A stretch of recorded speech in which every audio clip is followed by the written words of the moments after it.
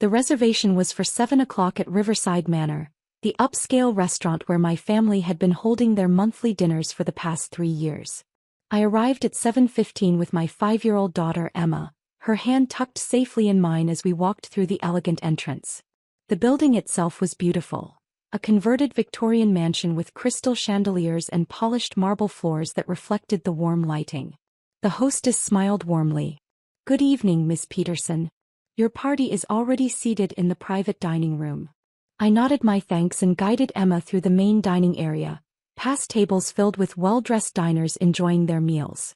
The sounds of quiet conversation and clinking silverware created a sophisticated atmosphere. She wore her favorite blue dress, the one with small flowers embroidered on the collar. I'd braided her hair carefully that afternoon, spending extra time to make sure every strand was perfect, wanting her to feel special for what I'd hoped would be a nice family evening. She'd been so excited in the car, asking if Grandma would like her dress and if Grandpa would tell her stories like he used to when she was smaller. The moment we entered the private room, I felt the temperature drop. My mother looked up from her wine glass, her expression shifting from pleasant to cold in an instant. My father continued cutting his steak. My brother Marcus and his wife Jennifer exchanged glances. My sister Ashley actually rolled her eyes. "Oh," Mom said, her voice dripping with displeasure. "I didn't realize you were bringing her." Emma's hand tightened around mine. At 5 years old, she could already read a room better than most adults. "Hello, everyone," I said calmly, pulling out a chair. "Sorry we're a bit late. Traffic was heavy."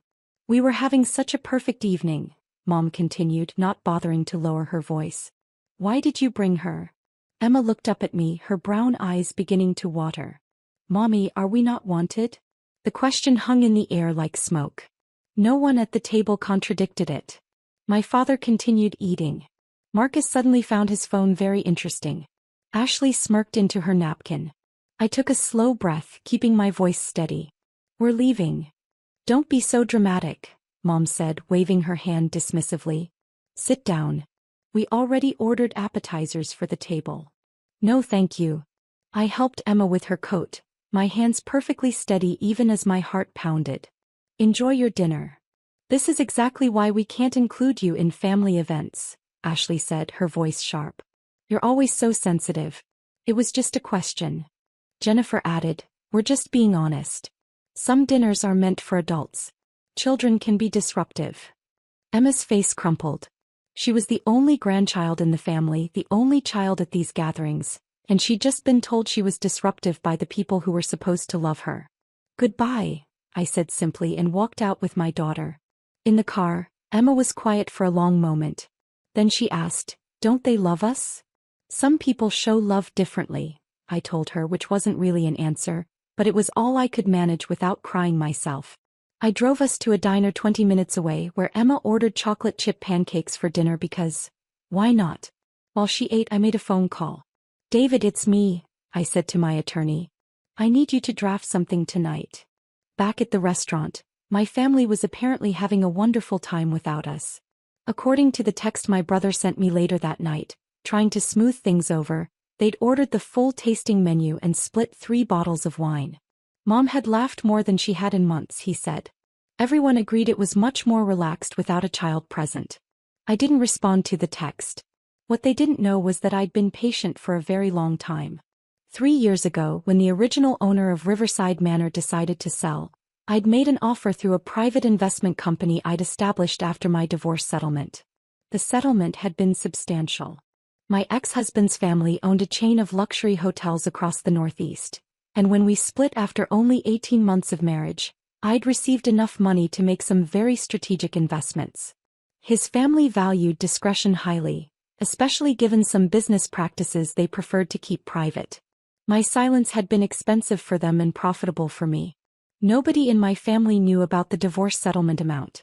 They assumed I'd gotten barely anything because I'd kept working my regular job as a marketing consultant, maintaining the same modest apartment and driving the same reliable but unimpressive car. They assumed I was struggling as a single mother, counting pennies and worrying about Emma's future. They assumed I was the family failure who'd married poorly and divorced quickly, another disappointment to add to their long list of my shortcomings. They had no idea I owned 4 commercial properties in the city, including the restaurant where they held their precious monthly dinners. The manager of Riverside Manor was a professional named Thomas who'd worked in high-end hospitality for 20 years. When I purchased the property, I kept all the existing staff and told Thomas to run things exactly as he always had. The only thing I asked was that he never mention my ownership to anyone, especially anyone named Peterson. Just let me know if my family ever causes any problems, I told him during our first meeting. Tonight qualified as a problem. At 9:30 p.m., while my daughter slept peacefully in her bed at home, I sent Thomas a brief email with clear instructions. He responded within 5 minutes, confirming he understood. The next morning, my phone started ringing at 8 o'clock. It was my mother. "What did you do?" she demanded without preamble. "Good morning, Mom.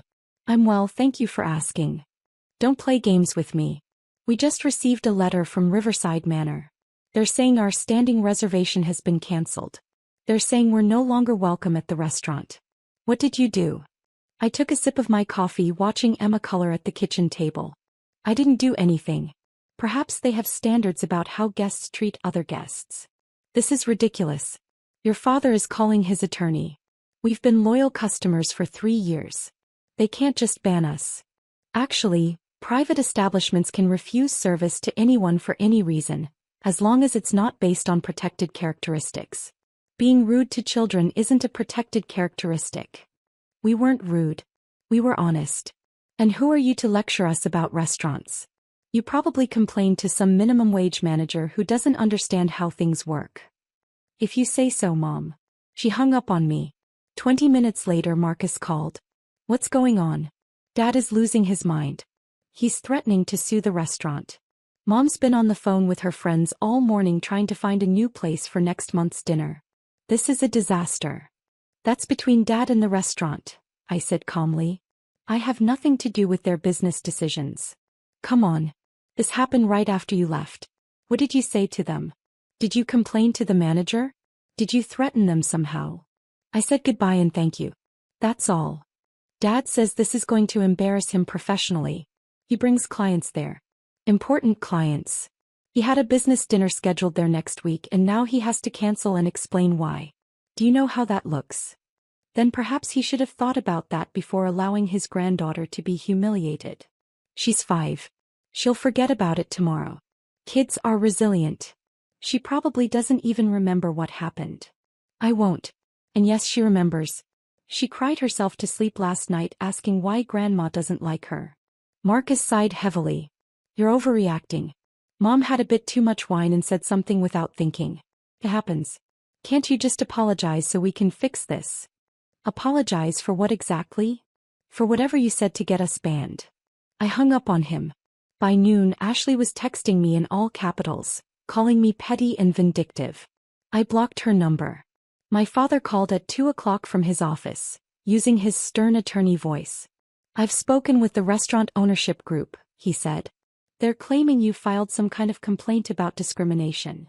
"I didn't file anything," I said honestly. "I don't need to file complaints." "Then why are they refusing to reinstate our reservation? I've been a customer there for 3 years. I've spent thousands of dollars. Have you considered that maybe they don't want customers who insult children in their establishment? This is absurd. Over one small comment? Your mother barely said anything. She said enough. I want you to call them and straighten this out." "No." "Excuse me." I said no, Dad. I'm not calling anyone. You and Mom created this situation. You can resolve it yourselves. You're being childish. I'm being a mother. There's a difference." He hung up without another word. That evening Jennifer called. Unlike the others, she actually sounded somewhat apologetic. "I know last night got out of hand," she said carefully. "Maybe we could all sit down and talk about it like adults?" "What would you like to talk about?" "About finding a compromise. The restaurant was important to your parents. Maybe there's a way to smooth things over." "Why would I want to do that?" "Because they're your family. Because Emma will grow up with these people in her life. Because holding grudges doesn't help anyone." "Jennifer, my daughter asked me if her own family loved her. She's 5 years old and she had to ask me that question because her grandmother couldn't be bothered to be kind for one evening. I'm not holding a grudge. I'm protecting my child. From her own grandparents? If necessary, yes. She was quiet for a moment. Marcus says your dad is going to find out who owns the restaurant and pressure them to change their mind. He's welcome to try. What does that mean? It means good luck to him. I hung up and blocked her number too. 3 days later my father called again. His voice was different this time, flat, shocked. You own it. Own what, Dad? The restaurant. You own Riverside Manor. I had my firm do a property search. The ownership is buried under 3 different corporate entities, but we traced it back to you. I didn't confirm or deny. I just waited. For 3 years, he continued, we've been eating at your restaurant, spending our money at your business. And you never said a word. You never asked. How is this possible? Where did you get that kind of money? My divorce settlement. Turns out my ex-husband's family valued discretion quite highly. They paid very well for it. And you used it to buy restaurants? That and other commercial properties. I've been building an investment portfolio. It's been quite successful. The silence stretched out. Your mother is mortified, he finally said. She should be. She insulted her granddaughter in an establishment I own. Not her wisest moment. So what now? You've banned your own family from your restaurant. You banned yourselves, Dad. I own the building. I don't manage the daily operations. But I do get reports when customers behave poorly. The manager made the decision based on how you all treated Emma. I simply didn't override it. This is vindictive. This is business. Riverside Manor has a reputation for being a family-friendly establishment that maintains high standards of civility. Customers who can't meet those standards aren't welcome. Even if they're related to me. We're your parents. And Emma is your granddaughter. You made your choice about who matters to you. I'm making mine. What do you want? An apology. I don't want anything from you, Dad. I wanted you to love your granddaughter without conditions. I wanted one family dinner where my daughter felt welcome. Those things clearly aren't possible, so I've adjusted my expectations accordingly. Another long silence. The others don't know, he said quietly. About you owning it. They just think the restaurant sided with you. You can tell them or not. That's your choice. If I tell them, your mother will never speak to you again. She wasn't speaking to Emma with much kindness anyway, so I'm not sure what I'm losing.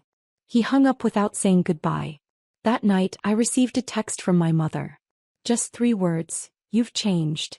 I wrote back, no. I've just stopped pretending that being family excuses bad behavior. She didn't respond. 2 weeks later, I received a formal letter from my father's law firm. They were requesting that I reconsider the ban from Riverside Manor, citing the family relationship and their history as valued customers. I had my attorney send back a formal response. The establishment's decision stands. All customers are expected to treat staff and other guests with respect. This includes treating children with basic courtesy.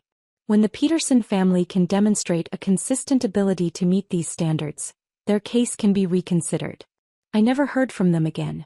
Emma asks about her grandparents sometimes. I tell her they're busy with their own lives, which is true enough. She stopped asking if they love her, which breaks my heart in a different way. But she knows without question that I love her. That I will always choose her. That she will never have to wonder if she's wanted when I'm around. Last month I took her back to Riverside Manor for dinner. Thomas seated us at the best table and brought Emma a special dessert. She beamed the entire evening, chattering about her kindergarten class and her new friend and the book we'd been reading together. As we left, she said, I like this restaurant, Mommy. Everyone here is nice. Yes, I agreed. They are. Some people might say I overreacted. That I should have forgiven my family and moved on. That blood is thicker than water and family drama isn't worth holding grudges over. Those people have never watched their 5-year-old daughter's face crumple as her own grandmother questions why she exists in the same room. I didn't ban my family from a restaurant out of spite. I simply stopped protecting them from the consequences of their own choices. They chose cruelty. The restaurant chose standards. I chose my daughter. And I would make that choice again every single time. The turkey was perfect, golden brown, sitting in the center of my sister's dining table like something from a magazine cover. The dining room looked beautiful too, with fall decorations that must have cost a fortune, expensive place settings with gold-rimmed china, crystal wine glasses that caught the afternoon light, and cloth napkins embroidered with autumn leaves. Everything was coordinated, planned, expensive.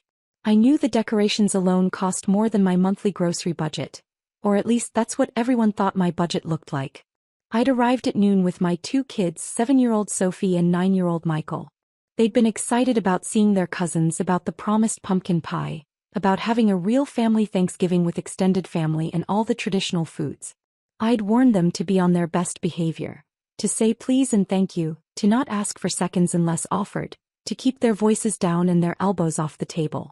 My sister Lauren lived in a beautiful 4-bedroom house in the suburbs with a manicured lawn and a 2-car garage.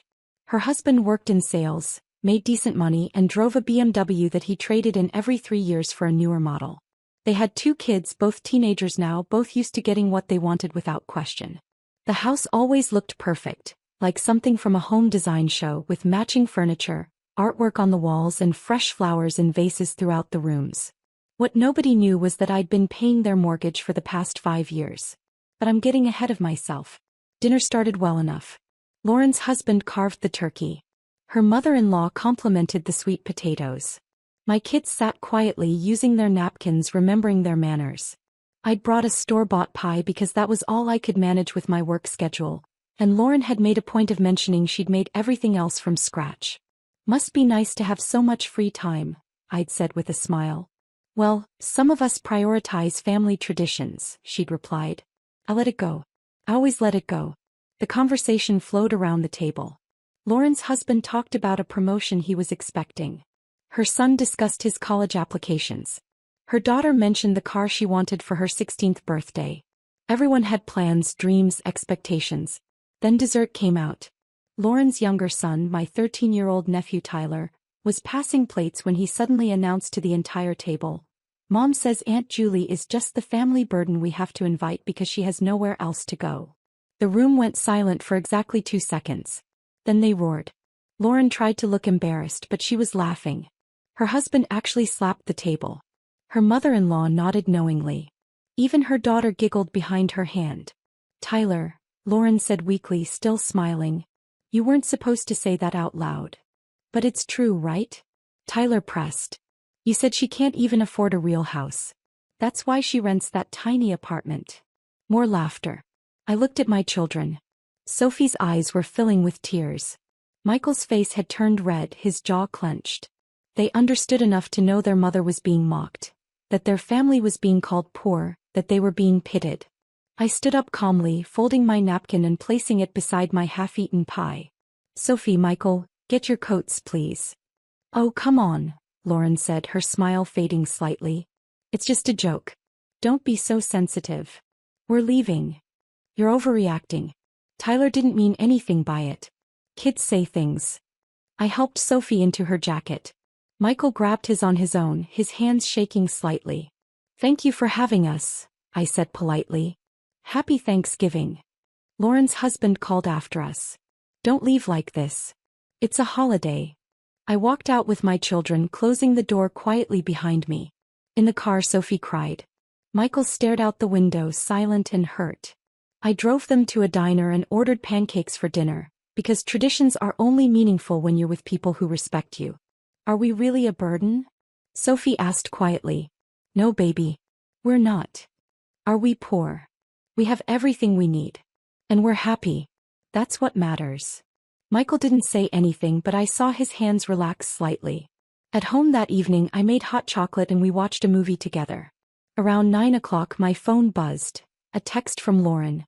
"Send the mortgage help now. Payment is due tomorrow." I stared at the message for a long moment. Every month for 5 years I'd sent her $3,000. She'd called it a temporary loan at first, when she and her husband had gotten behind on their bills. Then it became expected. Then it became something she never mentioned at all. I typed back, "Absolutely not." 3 dots appeared immediately. Then disappeared. Then appeared again. "What do you mean no? You always send it." "Not anymore." "Julie, don't be petty. So Tyler said something stupid. He's 13. Get over it." I didn't respond. My phone rang. I didn't answer. It rang again. And again. Finally, I turned it off and went to bed. The next morning I woke to 17 missed calls and a dozen text messages.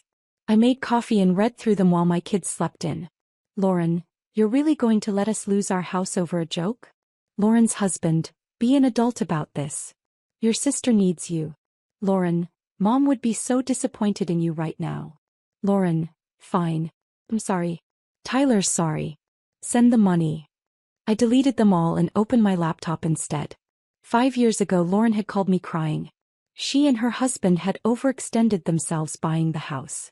The mortgage was more than they could afford. They'd already missed 2 payments. The bank was sending threatening letters. They were going to lose it. Their credit would be ruined. They'd have to pull the kids out of their schools.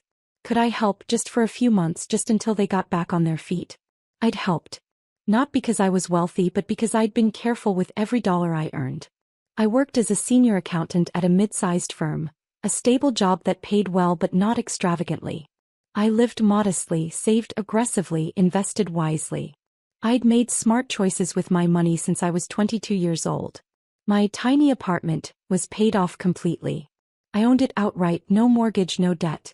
My car was 10 years old but reliable and fully paid for. My kids went to good public schools and had everything they needed, if not everything they wanted. We took modest vacations. We ate at home most nights. We were happy. I'd sent Lauren $3,000 a month for 60 months. That was $180,000 of my carefully saved money, money I'd earned through long hours and thoughtful budgeting, money that could have gone toward my kids' college funds, a bigger apartment, or early retirement. She'd used it to maintain a lifestyle that looked perfect from the outside. The nice house. The new cars every few years. The expensive vacations she posted on social media. All while calling me the family burden. I opened my banking app and canceled the automatic monthly transfer I'd set up years ago. Then I called my lawyer. Alan, it's Julie. I need you to draft a formal demand letter for debt repayment. By 10 o'clock my phone was ringing again. This time it was a number I didn't recognize. I answered. Is this Julie Morrison? Yes. This is Patricia Chen from First National Bank, Mortgage Services Division. I'm calling regarding the property at 847 Maple Ridge Drive. We have Lauren Morrison listed as the primary homeowner, but our records show that for the past 60 months, all mortgage payments have been coming from your personal checking account. Can you confirm you'll be continuing these payments going forward? No. I've canceled the automatic transfer. There will be no more payments from my account to that property. Silence on the other end. I could hear computer keys clicking. I see. So the mortgage payment due today, November 26th, in the amount of $3,000, will not be covered by you. That's correct. Miss Morrison, are you aware that without this payment, the account will immediately go into default status? The homeowner will receive a formal notice of default within 3 business days. I am aware. And you're certain you want to proceed with canceling all future payments?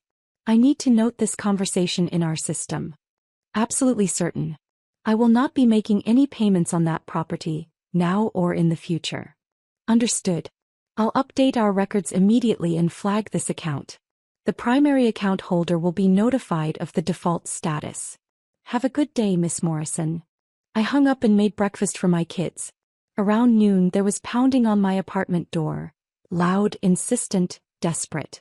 I looked through the peephole and saw Lauren, her face red and tear-streaked, her hair messy, still wearing what looked like pajama pants under her coat. I didn't open it. Julie, please. Please open the door. The bank called. They said you canceled the payment. They said we're going into default. They said we have 30 days before they start foreclosure proceedings. Open the door. We need to talk about this. Go home, Lauren. You can't do this. We'll lose everything. The house, our equity, everything we've worked for. The kids will have to change schools. Do you understand what you're doing? You should have thought of that before you called me a burden in front of my children. I didn't say that. Tyler did. He's a kid. He doesn't understand. You laughed. You all laughed. You sat there at your beautiful table in your beautiful house that I've been paying for, and you laughed when your son called me a burden. It was just a joke. People say stupid things at family dinners. You're really going to ruin us over a joke. I walked away from the door.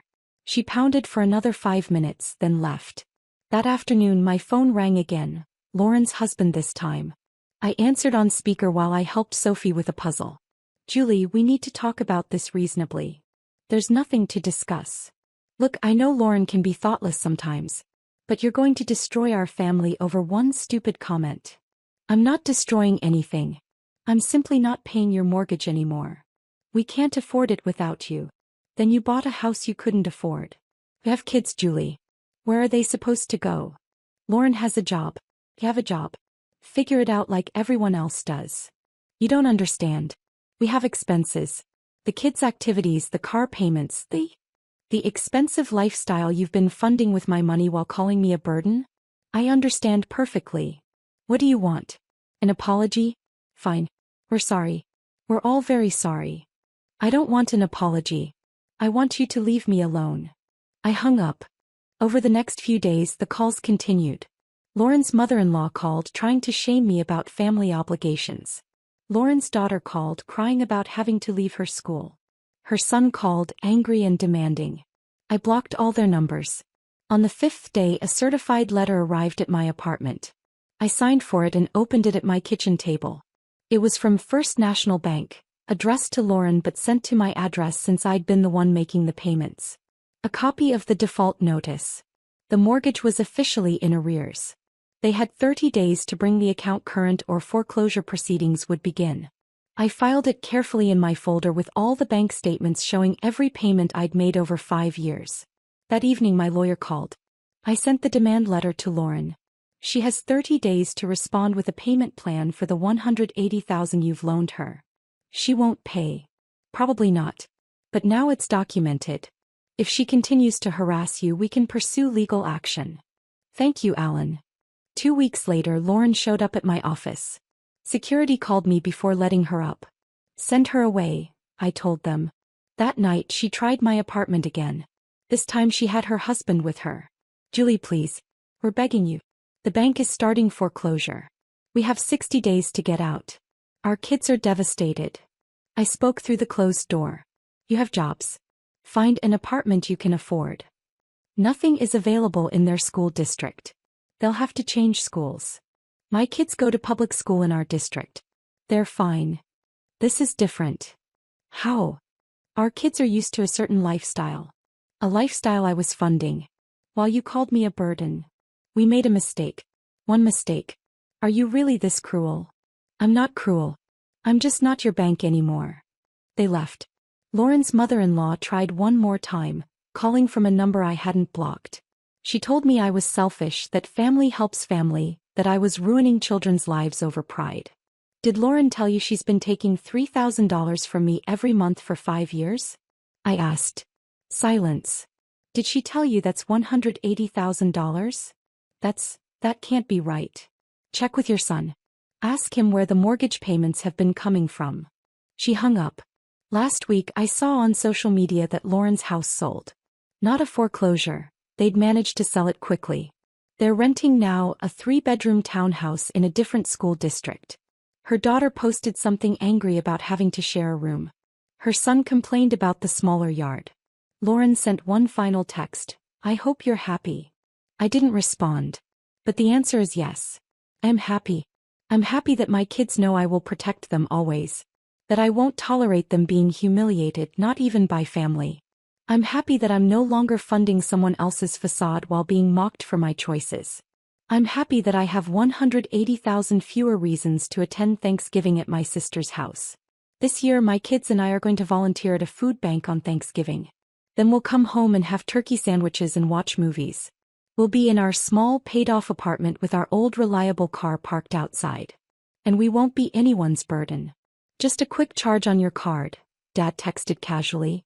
10 hours later my business account was emptied, $15,800 completely gone. Mom laughed, family tax. I forwarded one email without emotion.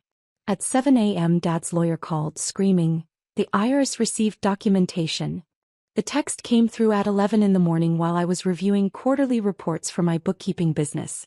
I'd spent the last 4 years building sterling accounting solutions from a spare-bedroom operation into a legitimate firm with 23 steady clients and 3 part-time contractors.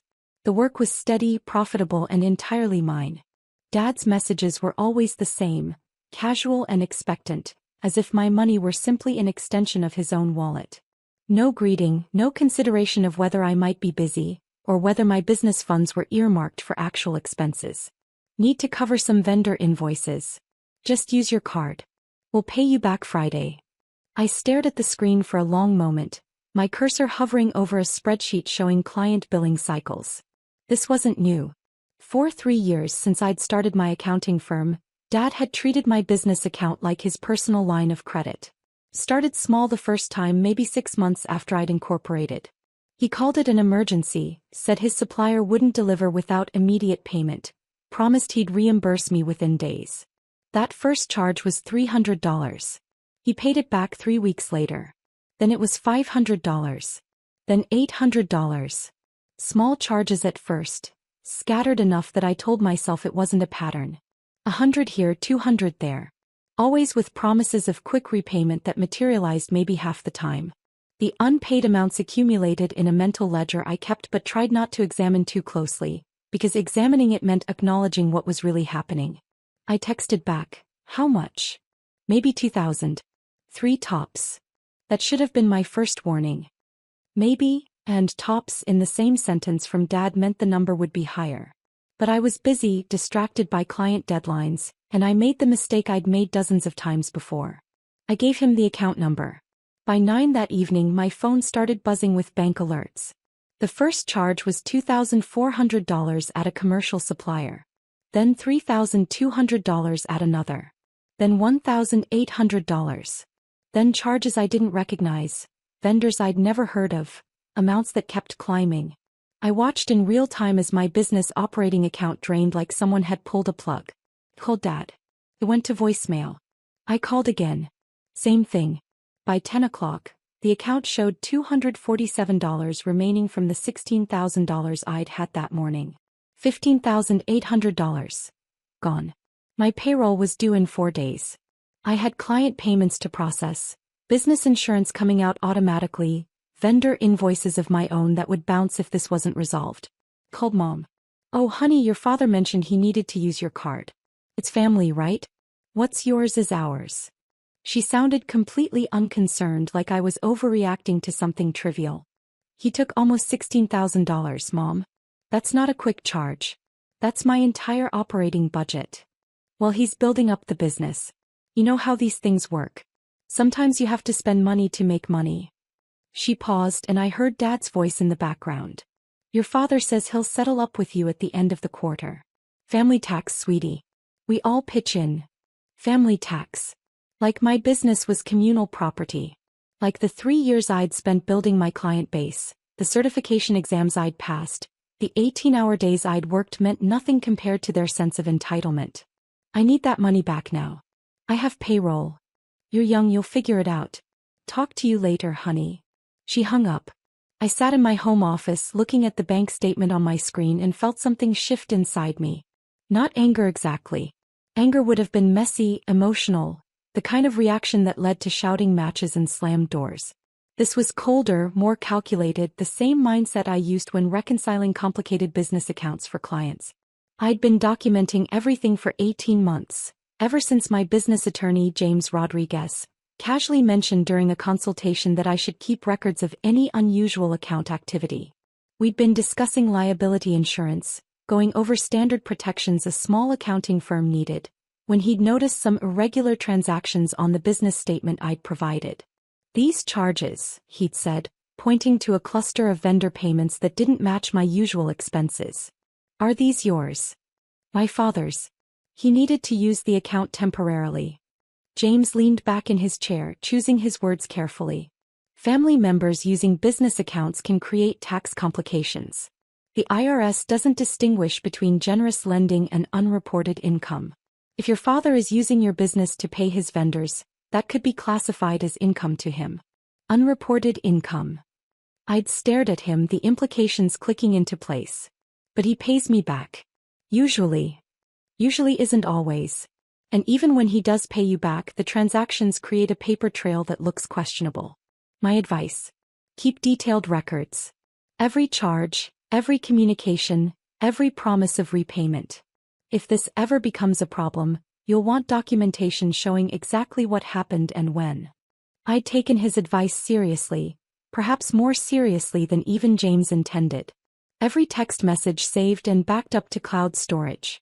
Every charge documented in a separate spreadsheet with dates, amounts, and notes about Dad's promises of repayment. Every phone conversation logged with timestamps and summaries of what was discussed. I had 18 months of data showing a clear, undeniable pattern of what could easily be classified as unauthorized use of business funds, unreported income on Dad's side, and potential tax fraud. I opened my encrypted files and pulled up the documentation. 47 separate incidents. Nearly $89,000 in total charges. Repayment rate, approximately 32%, and even those repayments had stopped 6 months ago. Then I opened my email and drafted a message to James Rodriguez. It was short, professional, and attached a comprehensive PDF I'd prepared months ago but never sent. The documentation was meticulous. Bank statements, text message screenshots, a detailed ledger showing every charge against every promise, and a legal memo I'd written outlining the tax implications. I copied the IRS Fraud Reporting Division on the email. I hit send at 10:47 p.m. and then closed my laptop. The next morning I woke at 6 and went for a run. The physical activity helped me think clearly, process what I'd done, and prepare for what was coming. By the time I got home, showered, and made coffee, my phone was already ringing. 6:58 a.m. Unknown number. I answered. This is Robert Morrison, legal counsel for Thomas and Patricia Whitmore. The voice was tight, strained, professionally controlled, but barely. A good lawyer trying to maintain composure while delivering catastrophic news to his clients. Did you file a fraud report with the Internal Revenue Service regarding your father? Good morning, Mr. Morrison. Yes, I provided documentation to the IRS regarding unreported income and unauthorized business account access. Is there something I can help you with? Help with? His voice pitched higher, the professional veneer cracking. Do you have any idea what you've done? The IRS has frozen your father's business accounts pending investigation. They've requested 7 years of tax returns. 7 years. They've assigned a criminal investigation division agent to the case. They're treating this as potential criminal fraud, not just civil penalties. I sipped my coffee, looking out at my small backyard where the morning light was just touching the fence line.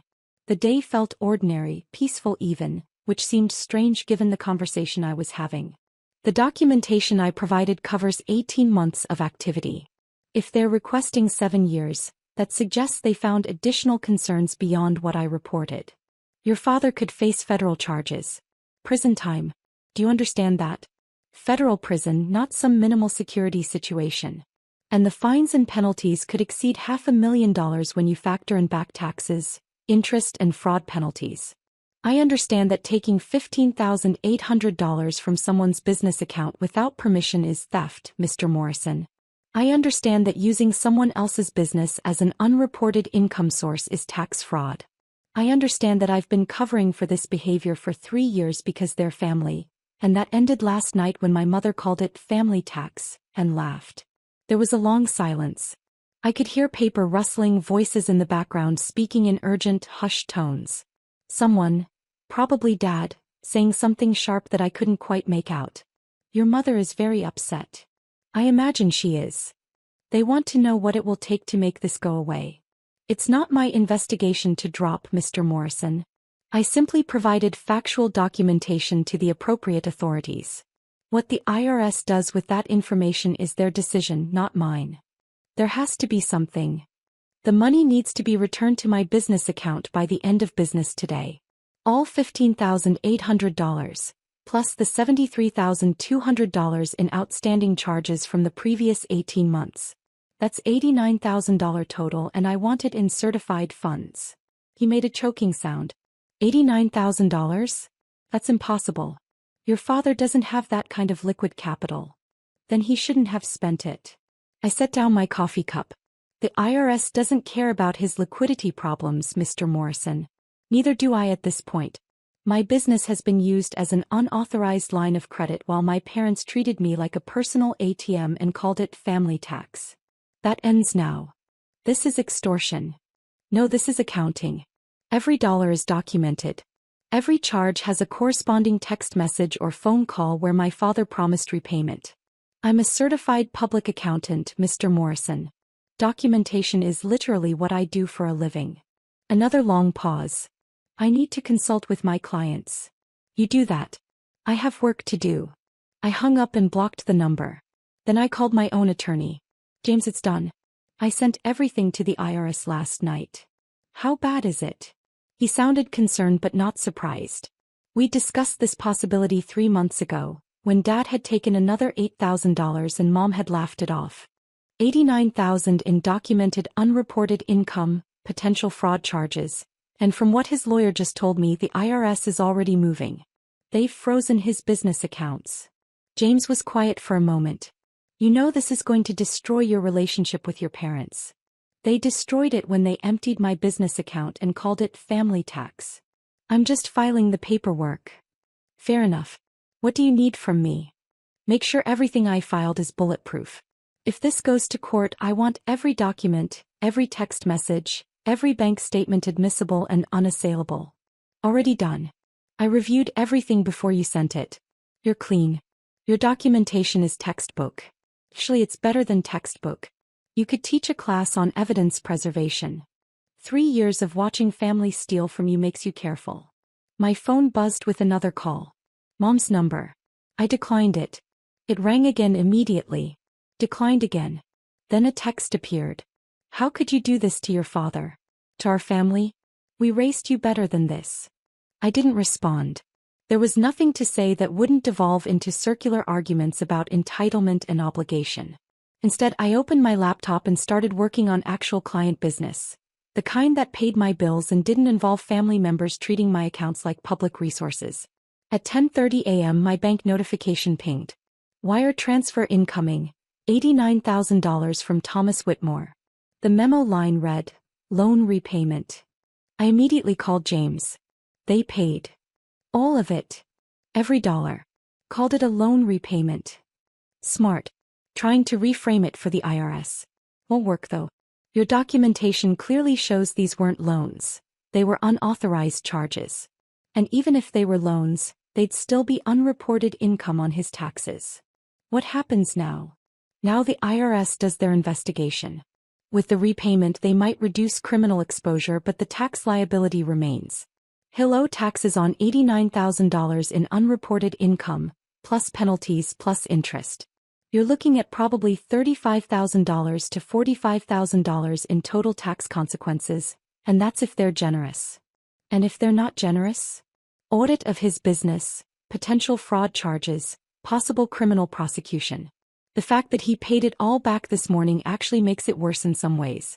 It proves he had access to the money all along, which undermines any claim of financial hardship. At 2:15 p.m. Dad called. I stared at the screen for a long moment before answering. You got your money. His voice was flat, defeated. Nothing like the casual confidence from yesterday's text message. I did. The IRS is still investigating. Morrison says this could cost me everything. The business, the house, possibly criminal charges. You stole from my business account, Dad. Repeatedly. For 3 years. What did you think would happen? I thought you'd understand. I thought family meant something. Family does mean something. It means you don't steal $89,000 from your daughter's business and laugh about it. It means you don't call theft family tax, and expect her to smile while you destroy what she built. I gave you opportunities. I connected you with clients when you were starting out. You introduced me to 3 people. 1 became a client. I built everything else myself while you drained my accounts and took credit for my success. Silence stretched between us. I could hear him breathing, processing the reality that this wasn't going away, that the daughter he'd dismissed as a convenient source of funds had just ended his financial comfort. Your mother wants nothing to do with you. I'm sure she doesn't. Neither do I. You're not welcome at family events anymore. Holidays, birthdays, nothing. Understood. That's it? Just understood. What else is there to say, Dad? You made your choice when you emptied my account. I made mine when I documented it. We're done here. I hung up and sat very still in my office. The silence felt clean, somehow final. 3 years of anxiety about checking my bank balance, 3 years of explaining to vendors why payments were late, 3 years of covering for family members who saw my success as their entitlement. All of it over. My phone buzzed one more time. A text from my younger brother who'd stayed mostly out of the family drama. Mom and Dad are losing it. What happened? I typed back. They took $89,000 from my business. Called it family tax. I called it fraud and documented everything for the IRS. Don't use me as a bank. We're good. 3 dots appeared, then disappeared. Then, fair enough. Want to get coffee sometime? Yeah. I'd like that. I closed my laptop and looked out the window. My business account was whole again. My documentation was with federal authorities. My family relationships were fractured, probably permanently. And for the first time in 3 years I felt like I could breathe. I stepped into the graduation party with my kids. My brother scoffed. This was going to be perfect. Why did you come? My daughter asked, don't they want us? I replied, we're leaving.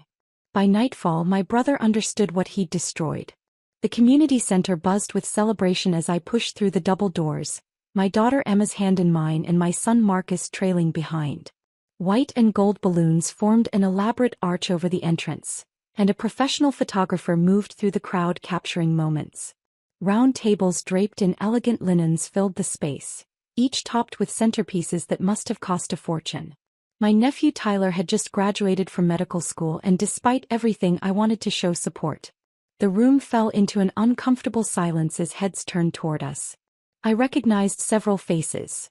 My parents standing with Tyler near the cake table, Aunt Margaret with her country club friends, Uncle Jeff and his new wife.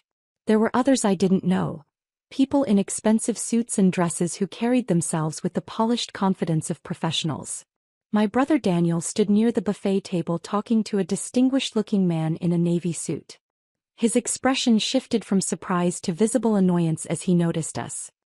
He excused himself and crossed the room in quick strides, positioning himself between us and the main party area. His voice was low but sharp enough for nearby guests to hear. Sarah, what are you doing here? His eyes flicked toward Emma and Marcus with barely concealed irritation. This was going to be perfect. Why did you come? Emma's hand tightened around mine. At 7 years old she understood rejection better than any child should. Marcus, only 5, looked up at the decorations with innocent excitement, unaware of the tension crackling through the air. We're family, Daniel. I wanted to congratulate Tyler. You weren't on the guest list. He stepped closer, blocking our path into the main room. Mom and Dad specifically said close family only. You know how things have been. Close family. The word stung because I knew what they really meant. Ever since my divorce 3 years ago, I'd been treated like a charity case at family gatherings. The single mother who couldn't keep her marriage together, the sister who worked 2 jobs while her brother climbed the corporate ladder, the embarrassment they had to tolerate during holidays. Mommy, Emma tugged on my sleeve, her voice small. Don't they want us here? I looked down at her confused face, then at Marcus, who had stopped admiring the balloon arch and now stood very still, sensing something was wrong. Around us, relatives had gone back to their conversations, though several were still watching from the corners of their eyes. My mother stood near the cake table, deliberately looking away. We're leaving, sweetie, I said, keeping my voice steady. Daniel's shoulders relaxed, satisfied. It's better this way, Sarah. Tyler's got important people here. Colleagues, professors, hospital administrators. It's not really a kid-friendly event anyway. I nodded, turned and guided my children back toward the door. Emma walked quickly, her head down.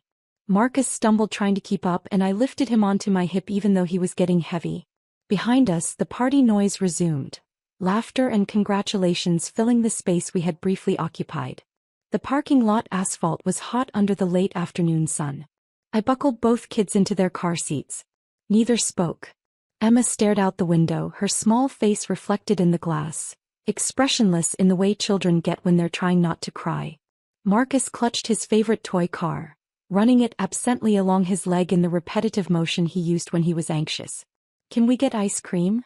Marcus finally asked, hopeful, trying to fix something he didn't understand was broken. Yeah, buddy. We can do that. I sat in the driver's seat but didn't start the engine immediately. The community center loomed behind us, music and laughter drifting through the brick walls. Through the window I could see people moving around inside, celebrating, completely unaware that anything had happened. Or maybe they were aware and simply didn't care. My phone sat in the cup holder. I picked it up and scrolled to a number I'd called earlier that week.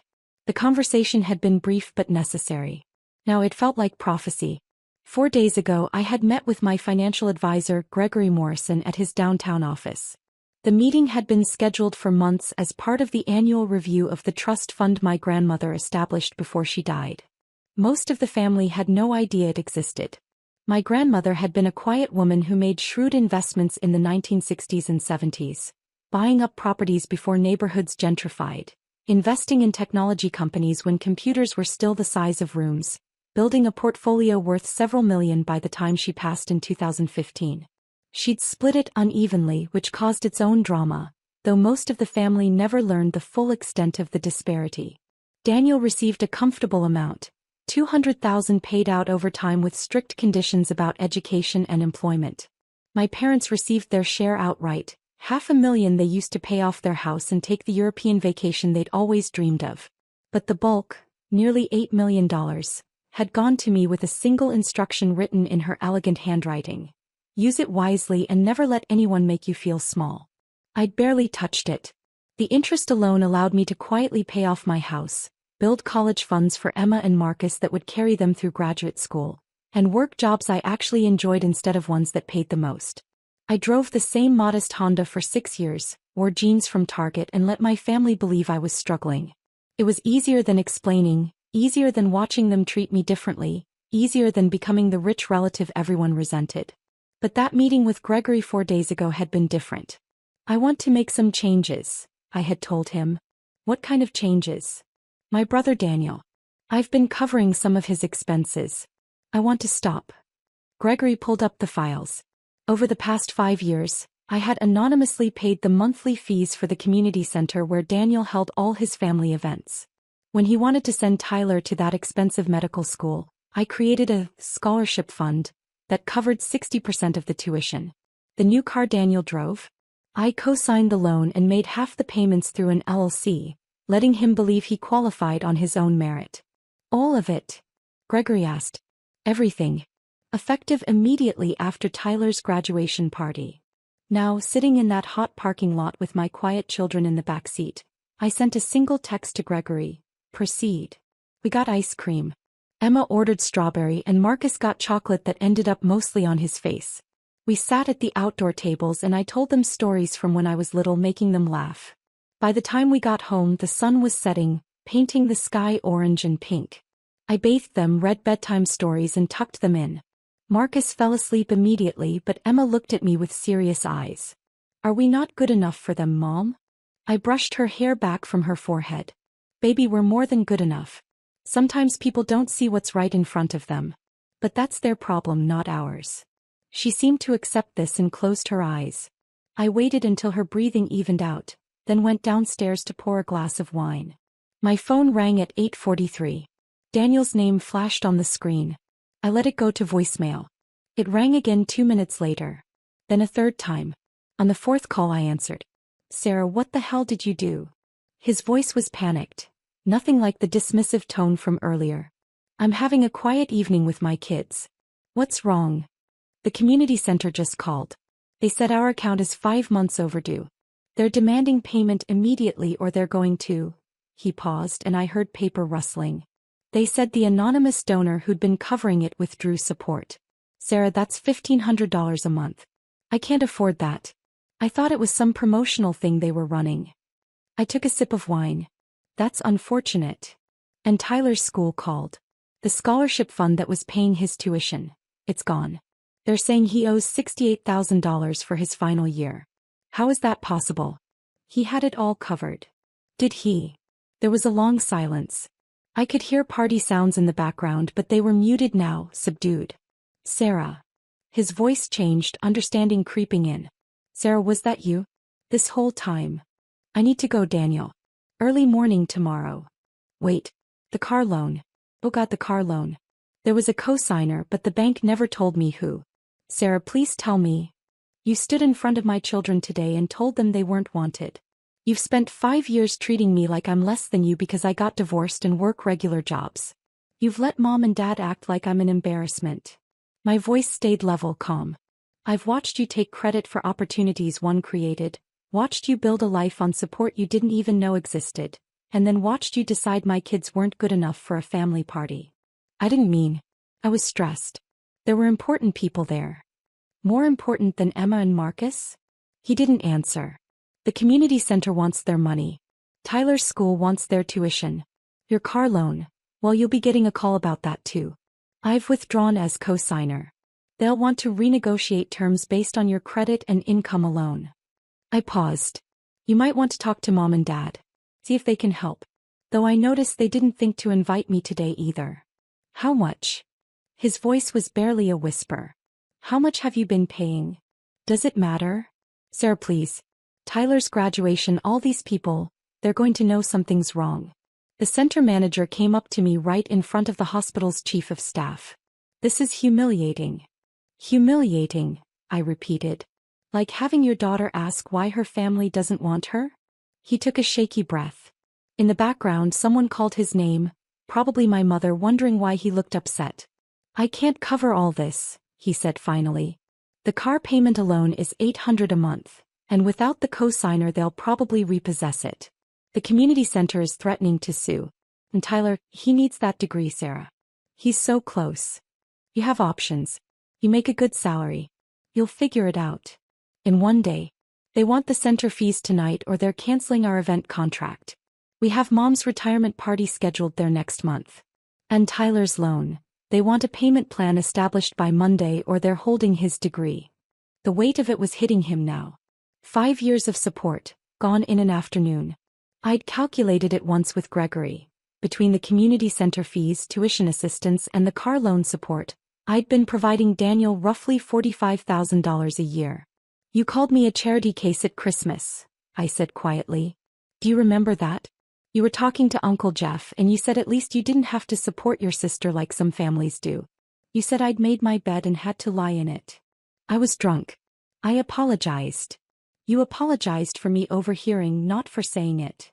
Another long pause. The party sounds had stopped. I imagined him standing outside, the reality of his situation sinking in. What do you want? He asked finally. You want me to beg? I'm begging. Tyler doesn't deserve this. He worked hard for that degree. Tyler's a good kid. I have no issue with Tyler. Then help him. Please. I'm done helping people who don't value me or my children, Daniel. Tyler can take out his own loans like most medical students. You can downgrade to a car you can actually afford. And you can find a new venue for family parties. One that doesn't require anonymous donors to keep it within your budget. Sarah. You destroyed something today that you didn't even know you had. My support, my help, my willingness to be invisible while you succeeded. I stayed quiet because I didn't need credit. I helped because we're family. I set down my wine glass. But family works both ways. And when you made my kids feel unwanted, you crossed a line. I heard him breathing, processing. Mom's going to ask where the money went, he said, sounding lost. Then I guess you'll have to tell her the truth. That the sister you've been looking down on has been funding your lifestyle for 5 years. That ought to be an interesting conversation. Everyone's going to know.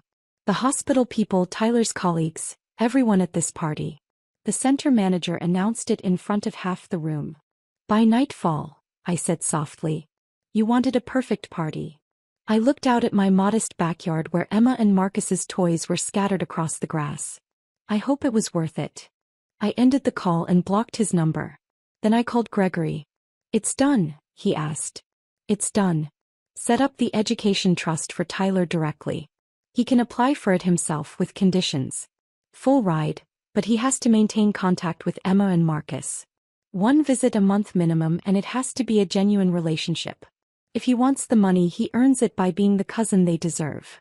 And Daniel's other obligations? Let them stand. He's an adult with a good job. He'll survive. He just won't survive comfortably on my dime anymore. That night I slept better than I had in months. Emma crawled into bed with me around midnight, still processing the day. I held her close and promised her that we were enough. Just the 3 of us, exactly as we were. By morning my phone had 63 messages from various family members. I deleted them without reading and took my kids to the park instead. We spent the whole day outside, just us, and it was perfect. The July sun beat down on my brother's backyard as I arrived at his annual pool party. Marcus had spent 3 months bragging about the new house. A sprawling estate with an Olympic-sized pool and an outdoor kitchen. I parked my modest sedan between his Range Rover and his wife's Mercedes. Aunt Lisa, my niece Emma, only 7, ran up to greet me with a genuine smile. She was still young enough not to have absorbed the family's obsession with wealth. "Hey, sweetheart." I handed her the gift bag I'd brought, a science kit she'd mentioned wanting. "Emma, come here." My sister-in-law Jennifer's voice cut across the yard. "We have important guests arriving." Emma's smile faltered, but she obediently ran back toward the pool area. I followed, watching as Jennifer positioned her children like accessories near the elaborate buffet table. My nephew Tyler, 14, stood with his phone, barely acknowledging the arriving guests. Marcus appeared, drink in hand, surrounded by his business associates. "Everyone, my sister finally made it. Lisa works in, what is it again? Public sector." The way he said it made it sound like I collected garbage. I smiled and nodded. "City planning department." Government work." One of his friends chuckled. "The ultimate job security, right? Can't get fired even if you try." I let it slide. I'd learned years ago that correcting my family's assumptions only led to more questions I didn't feel like answering. The afternoon progressed with the usual dynamics. Jennifer showed off every corner of the house. The custom furniture, the imported tiles, the smart home system. Marcus discussed his latest real estate acquisition with anyone who would listen. Their children, coached well, mentioned their private school, their upcoming trip to Europe, their various expensive activities. I sat in a lounge chair reading a book on my phone, content to be invisible. Then Tyler approached with his friends, 3 boys around his age, all dripping wet from the pool. They were loud and confident, the way teenagers get when they're showing off. "Is that your car?" one of them asked, pointing toward the driveway. "The Honda." "Yeah, that's mine." Tyler laughed. "Dude, my mom's car is worth like 5 of those." "Probably," I agreed, not looking up from my phone. "Tyler, don't be rude," Jennifer called out, but her tone was amused, not corrective. "I'm just saying," Tyler continued, emboldened. "We don't usually play with poor relatives at our parties." The backyard went quiet. I could feel everyone's eyes on me. Marcus didn't correct his son. Jennifer actually smiled like Tyler had said something clever. Several guests looked uncomfortable, but no one spoke up. I closed my phone and looked at Tyler directly. "That's an interesting perspective." "It's just facts," he shrugged. "My dad says you never really made anything of yourself. Government salary, no husband, renting an apartment at your age." Marcus stepped in finally, but not the way a parent should. "Tyler, I mean, it's not wrong, but we don't say it out loud." He was trying not to laugh. Jennifer added, "Your aunt made different choices. Some people prioritize career ambition. Others prioritize comfort." The word comfort dripped with condescension. I stood up and gathered my things, my book, my sunglasses, the light jacket I'd brought. "I think I'll head out. Thanks for having me." "Oh, don't be sensitive," Marcus said. "Tyler's just being honest. Kids these days, right? It's fine." I slung my bag over my shoulder. "Really?" Emma ran up and hugged my leg. "Don't go, Aunt Lisa." I knelt down and kissed her forehead. "I'll see you soon, sweetie. Enjoy your party." As I walked through the side gate, I heard Tyler say something else, probably another joke at my expense, followed by laughter. I didn't turn around. The drive home was quiet. I stopped at my favorite Thai place, picked up dinner, and settled into my apartment with a glass of wine. My phone buzzed around 7 o'clock. "Marcus. Hey, just checking. You're still good for tomorrow, right?" I stared at the message. "Tomorrow. Of course. What's tomorrow?" I texted back, knowing exactly what tomorrow was. "Very funny. The kids' trust fund release. Tyler turns 14, Emma turns 7. The trust releases the first installment. $50,000 each. We've been planning this for months. Tyler wants to invest his in his gaming setup, and we're putting Emma's toward her equestrian lessons." I sipped my wine and considered my response. "Remember when I set those up?" I typed. "Back when you two were struggling with student loans and couldn't qualify for life insurance policies with good cash value? Yeah, you really helped us out back then. We appreciate it. So tomorrow at the bank, 9 a.m. Who's the trustee on those accounts, Marcus? A long pause. Then, you are. That's why we need you there to authorize the release. Right. I am the trustee. Another pause. I could imagine him starting to feel uneasy. Lisa, what's going on? You're not still upset about this afternoon, are you? Tyler's a kid. He didn't mean anything. He meant exactly what he said. And you and Jennifer backed him up. Oh, come on. Don't be dramatic. So tomorrow. Not happening. I sent the text and turned off my phone. The next morning I woke up to 17 missed calls and 32 text messages. I made coffee, did my morning yoga, and finally turned on my phone at 8:15 a.m. The messages were increasingly frantic. Marcus, Lisa, where are you? We're at the bank. Marcus, they're saying the release is on hold. Marcus, what did you do? Jennifer, this is ridiculous. Those funds are for our children's future. Marcus, call me now. Jennifer, you're being petty and childish. This is about the kids, not you. At exactly 8:30 a.m. I called the bank. My private banker, David, picked up on the first ring. Good morning, Lisa. Your brother and his wife are here. They're quite upset. I imagine so. Can you put me on speaker? Of course. I heard the click, then Marcus's voice. Lisa, what the hell is going on? Good morning, Marcus. Jennifer. How was the rest of the party? Cut the crap. Why isn't the trust releasing? Because I'm the trustee and I haven't authorized the release. David, can you explain the trust structure for my family? David's professional voice came through. Certainly. Ms. Lisa Patterson established 2 irrevocable trusts 14 and 7 years ago, respectively. She funded both trusts with substantial initial contributions, $200,000 for the first trust, $100,000 for the second.